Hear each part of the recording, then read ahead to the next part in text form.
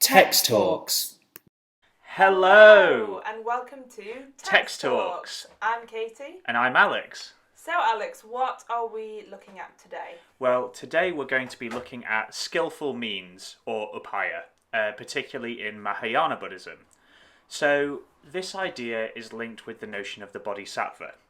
Now, a lot of you may already know the differences between a Bodhisattva and an Arhat, but before we go into Skilful Means, I'm just going to talk you through some of those. Yeah, because I might need some catching up.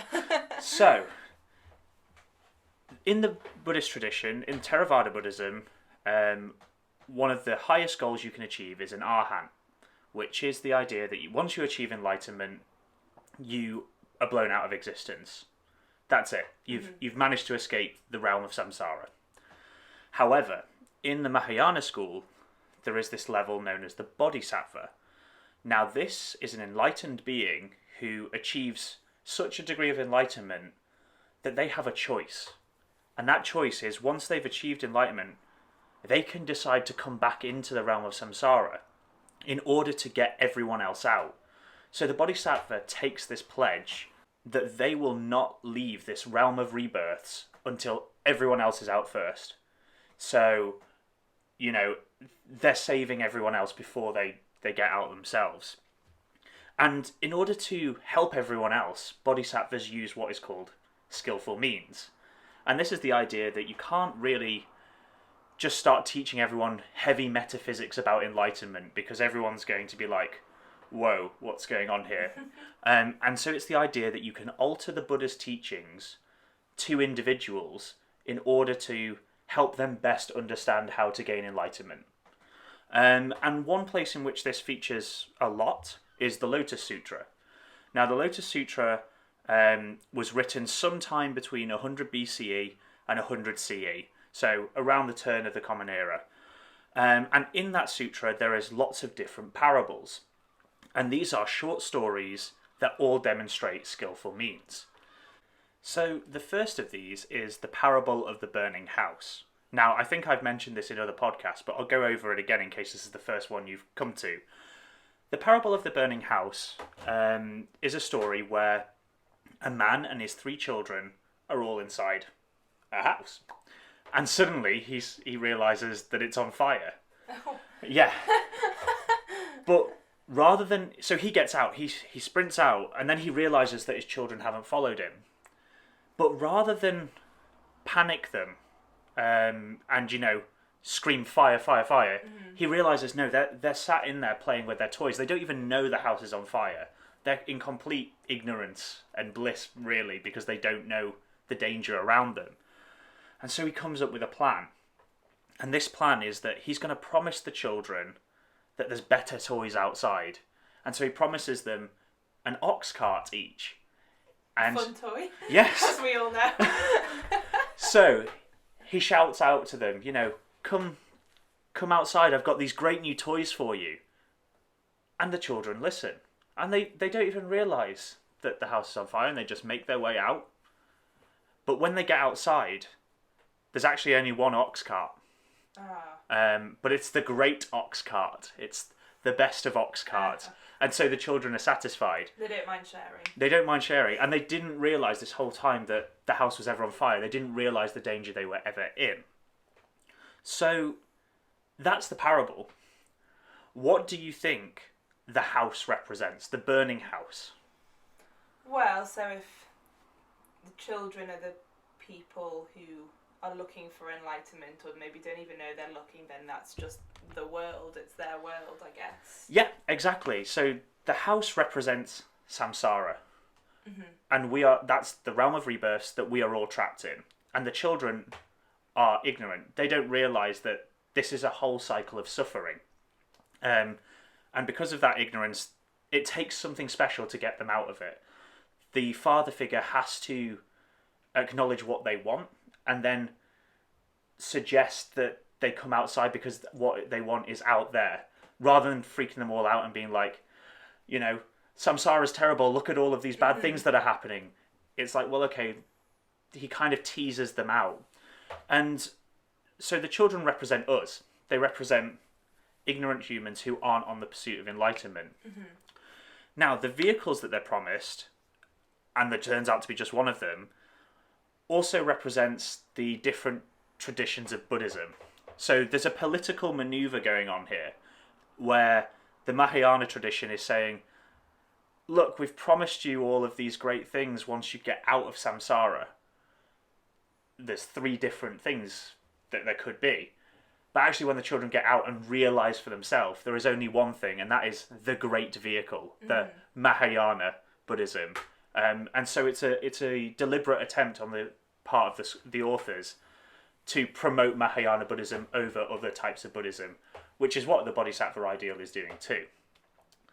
Now, the second parable is the parable of the Phantom City. And in the parable of the Phantom City, there is a leader walking through a desert with a group of people, and he's showing them the way. But as time goes on, they get tired, they get restless, they get upset, the journey's too long, it's too hard.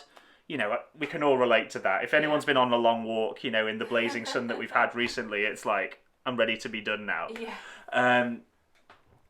But there's nothing around them. So what the leader does is he conjures up a phantom city in front of them, and he says, look, just over there, there's a city.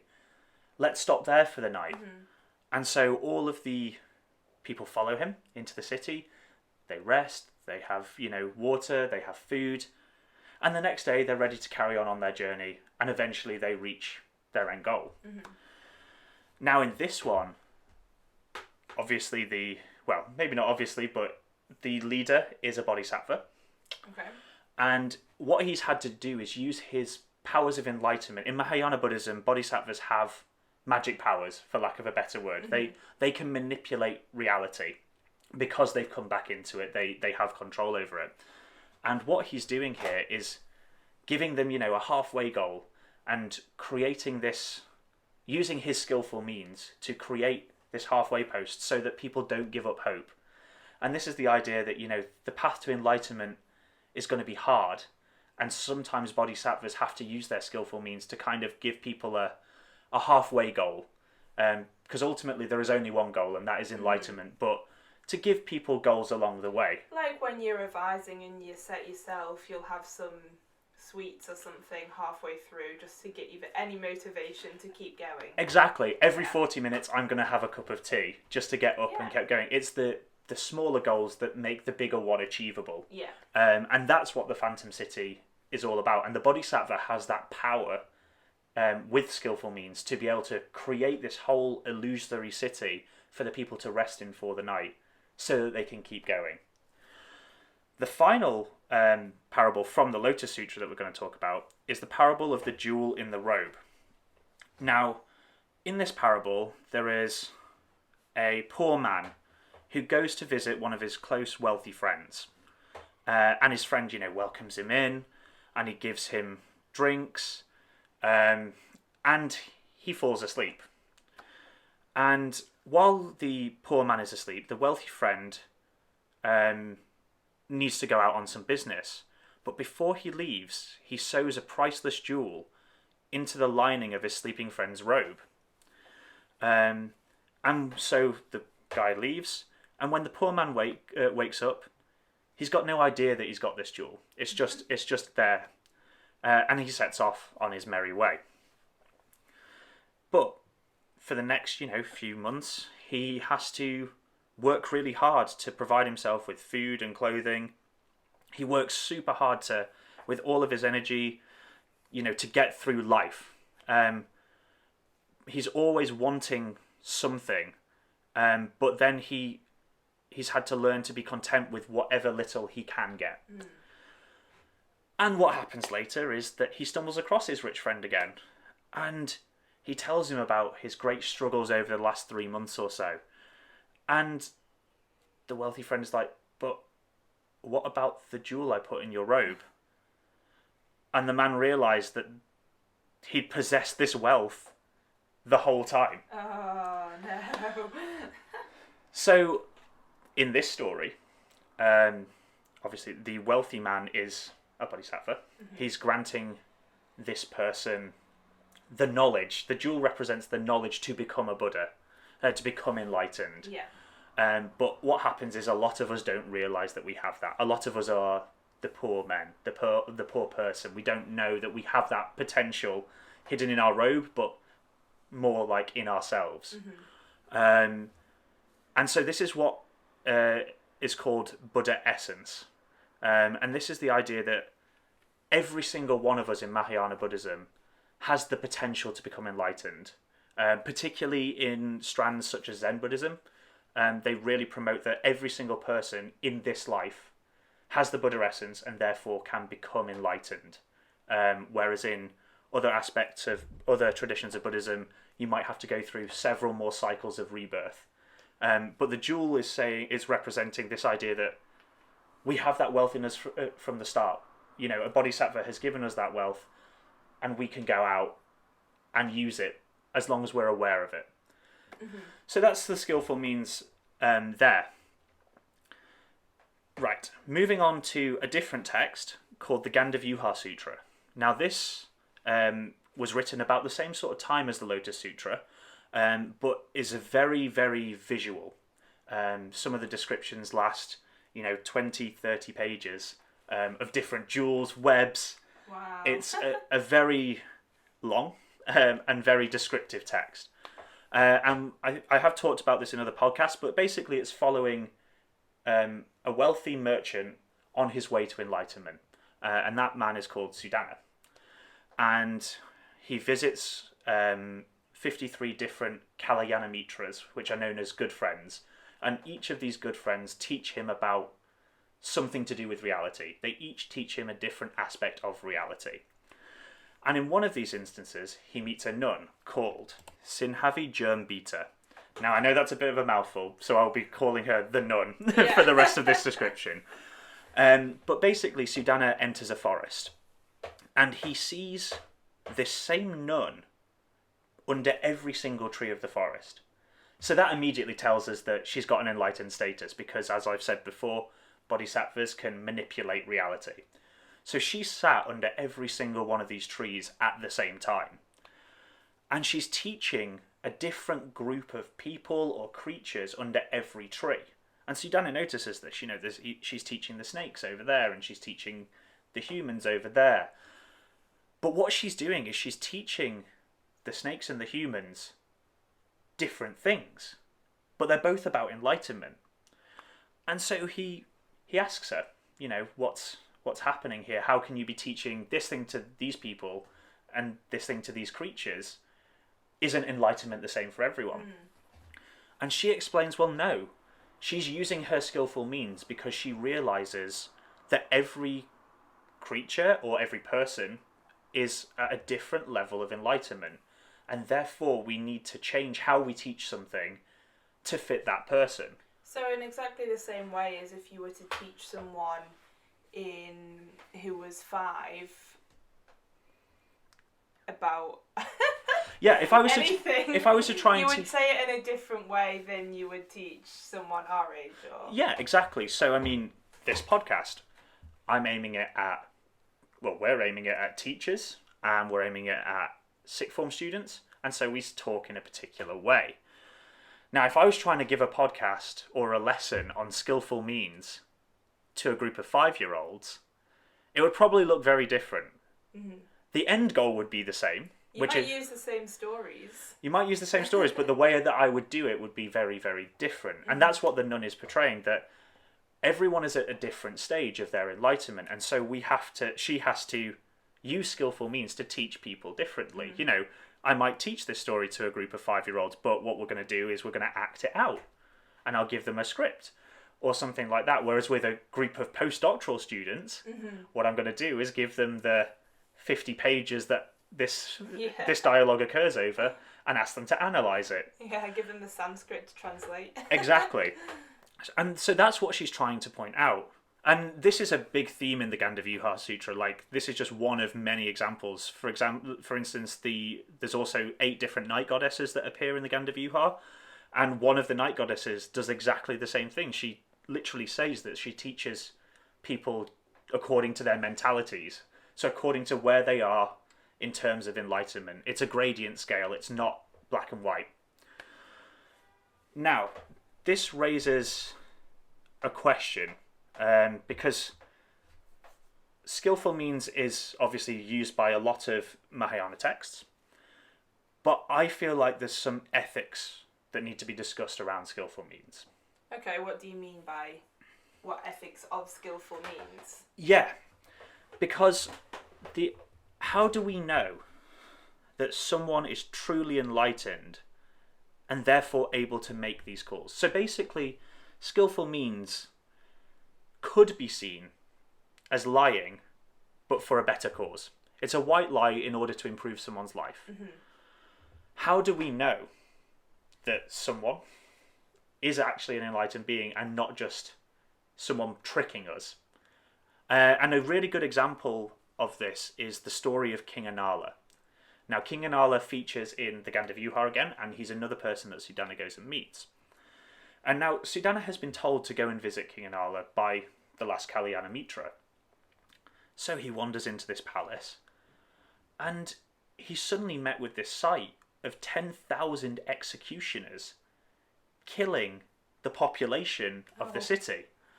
And he thinks to himself, I must be in the wrong place. Like, what's going on here? Surely this king can't be an enlightened being. Yeah. So he goes in, and, the king says, wait in the back for me. Once I finish my business, I will come and talk to you. And Sudana sat there, terrified, really. But the king comes back round, and Sudana's like, I've been told you're an enlightened being. And he's like, well, yes, I am. And he's like, but an enlightened being surely wouldn't kill 10,000 people. And King Anala laughs it off. He's like, no, they're not real. The executioners and the people that were being killed were all an illusion created by King Anala through his enlightened powers, because this kingdom was very unruly. And the skillful means in which to deal with this kingdom is to incite terror into them through illusions. Oh, yeah, I'm not sure how I feel about that. So it's I was on board with getting the kids out the firehouse, but... So it's morally questionable, right? Like, okay, he has demonstrated that he is an enlightened being because he's managed to create this projection. Mm-hmm. But does that mean that the way he's using skillful means is right? Can we, as non-enlightened beings, judge him? But also, I feel a bit of judgment. Yeah, I mean, it's definitely one that would be a really interesting debate to think about the pros and cons of that method. If it actually gets, say, crime down and it's saving people's lives because there's not other issues going on in the kingdom, that's good. But yeah, that seems definitely like the most extreme version of skillful means. The stories you've told. And this is why I say we need to think about the ethics of skillful means. And if you're a teacher or a student listening to this, I have 3 different worksheets on our Google Drive about skillful means, but one of them is specifically about the story of King Anala, because like you say, I think this is a really great one to start discussing skillful means in a bit more depth. A lot of syllabuses just ask you to understand that skillful means is changing how we portray enlightenment to people to get everyone to the same stage. But the story of King Anala is doing the same thing, but it's difficult. It's ethically questionable how he's going about this. It is, and with these texts, when we're telling ancient stories, if you ever have those feelings of, I'm not sure how I feel about that, or, it makes you think of something else, I absolutely follow that train of thought, because there's a lot in these texts to be deeply considered and challenged, challenging the readers to think about how they feel about the situations, and that's all part of the process of, learning yourself and hopefully putting you on the path to enlightenment. Yeah. In the long term. So, I think the things I want you to take away from this, obviously I've provided quite a few different stories about skillful means, but I want you to think deeper than that. I want you to think about these questions. Who has the right to trick people with skillful means? And how do we know that they're doing it for a good purpose? Then secondly, does that mean that skillful means is just lying? And thirdly, how can we be sure that it's done for our best interests?